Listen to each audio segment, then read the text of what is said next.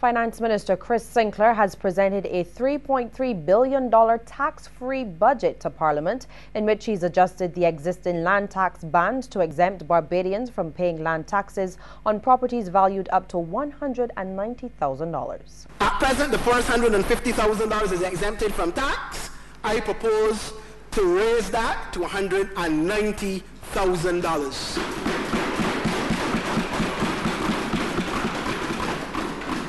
That, of course, would mean that an additional set of people will now not be paying land taxes. 2, the current rate of 0.1% is applied up to the next $400,000 in value. I propose to extend that value to $500,000. Well, he's also encouraging all Barbadians to file income tax returns by increasing the late filing fee for income taxes from $100 to $500. Minister Sinclair also separated business and employment income for the computation of tax payable with effect from the 2011 tax year. He's instituted a 100% waiver of interest and penalties on outstanding tax due to the departments under a waiver of interest and penalties program. Mr. Sinclair is also providing an energy grant of $5 million through the Welfare Department to help disabled and aged people to help pay their electricity bills. The Finance Minister also reduced the fees payable by paramedics, medical technicians and medical dispatchers to bring them in line with nurses under the Profession, Trade and Business Act.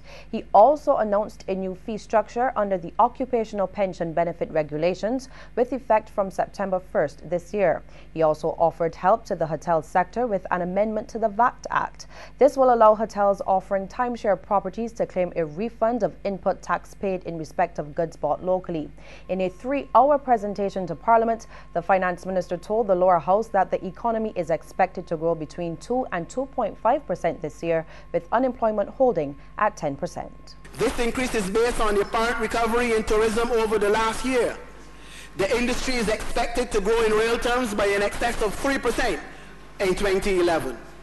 The early warning economic mechanism, which is now widely used in the Ministry of Finance and Economic Affairs to assess and predict sectoral movements across the defined indices, is indicating that economic activity in the key sectors like manufacturing and agriculture will pick up, though not to pre-crisis levels. Mr. Sinclair also announced zero rating for VAT purposes of all sporting vehicles, equipment and gear temporarily imported for the competitive activities only from September 1st this year.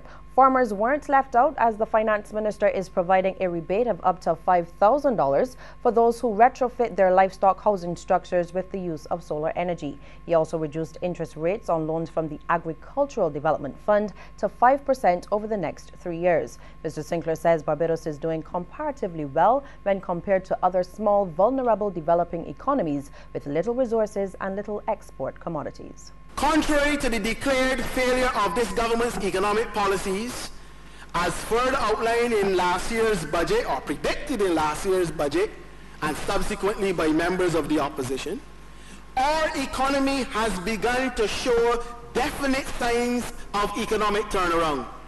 Indeed, sir, this performance, which we expect to continue to improve, is as good as or better than the early recovery years of any previous recession which we have encountered in this country in the last 30 years. The Finance Minister says the latest 6-month economic outturn in the economy has largely been driven by improved tourism activity, which increased by 5.2% above 2010, or by an estimated $90.7 million. Minister Sinclair attributed the increase in tourism activity to an increase in long-stay arrivals, especially in the UK market, which grew by 8% in the first 6 months of this year. He says this was due to additional marketing resources pumped into the BTA by the government. Recent information for the month of June showed that long-stay tourist arrivals overall have increased by 3,311 persons, or 9.4% when compared to the same period of 2010.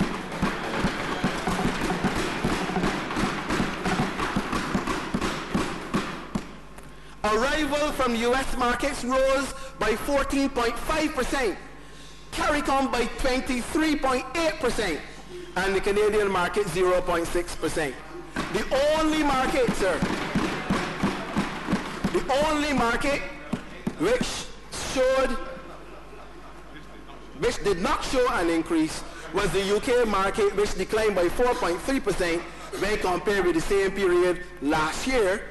But figures for July are going to indicate that there has been a turnaround even in that 1 month shortfall.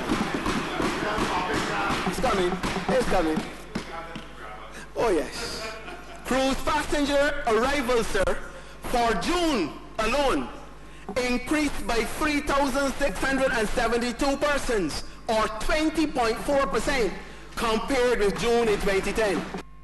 The finance minister says Barbadians have kept faith with government, which has walked side by side with them in these very challenging times. He says government has done its best to support Barbadians and in particular the most vulnerable among us from the worst effects of this terrible global economic downturn. They have not lost faith, sir, I believe, for principally two reasons. The first is that they understand and appreciate that Barbados does not exist on a planet all by itself, where no one and nothing touches the serenity of our existence. Barbadians are educated enough to appreciate the reality that, contrary to the opinion propagated by the critics of this government, the country has been and continues to be severely affected by an economic crisis that is the worst in postmodern history of the world. A crisis whose dimensions, virulence, duration, and impact have defied the best economics brains in the world, if not the few economic experts we have right here in Barbados. Well, as usual, a small crowd gathered just outside Parliament buildings before the presentation of the budget. Our Lisa Broom was among them and filed this report. Barbadians braved the scorching conditions and gathered outside Parliament from as early as 2:45, well over an hour before Finance Minister Chris Sinclair was scheduled to deliver the financial statement and budgetary proposals. The crowd was still small and the hour early when Government MP Hamilton Lashley arrived and chatted with a few people in the courtyard. Then, from just after 3 p.m, the other government MPs started to arrive for the budget presentation. Health Minister Donville Innes made his appearance first, followed a few minutes later by Attorney General Adriel Brathwaite and Industry, Small Business and Rural Development Minister Dennis Kelman. The atmosphere outside of the chamber was generally calm and peaceful, and there was a full police presence in the yard of Parliament to ensure all ran smoothly. St. James North MP Roll Eastmond was the first opposition member to arrive. He was followed a short while later by Christchurch West MP William Duguid. They both headed to the opposition office and were later joined by leader Owen Arthur. St. Thomas MP Cynthia Ford arrived with former opposition leader Mia Motley. However, they both went directly upstairs to the House of Assembly. New MP Mara Thompson made her way into the chamber for her first budget as parliamentary representative for St. John. She was greeted by a supporter with a floral arrangement. Then, between 3:30 and about 3:50, the other members of cabinet arrived in an upbeat mood. About 6 minutes to 4, Finance Minister Chris Sinclair, accompanied by his wife Arlene, arrived under police escort. The Finance Minister carrying the famed black box, well, in this case, bag, containing the budget. A few seconds later, Prime Minister Frandl Stewart arrived and was greeted by Simone Scott, a student of his alma mater foundation. And by the scheduled 4 p.m. start, most members of Parliament had gone in, while the modest gathering of spectators were allowed into the visitors' gallery. Lisa Broom, CBC News. Police Commissioner Darwin Doughton intends to meet with the leadership of the Crime Stoppers program soon to discuss its operation since its formation several years ago. He made the comments during a news conference at police headquarters yesterday. I intend to have a discussion with the directors of Crime Stoppers and so on to share with them my own views on this issue. I think too that they have to be careful in their discourse with Barbadians that they do not excite false hopes. Because I hear people talking about Crime Stoppers and so on, and even in their advertisements, the use of a crime-free Barbados and so on. I think that they have to be moderate and deliberate in this approach. Commissioner Doughton says there is a role for Crime Stoppers, which offers a reward for people witnessing crime or having information about such acts. He says he's analyzed the statistics and plans to share his findings with the leadership of the organization.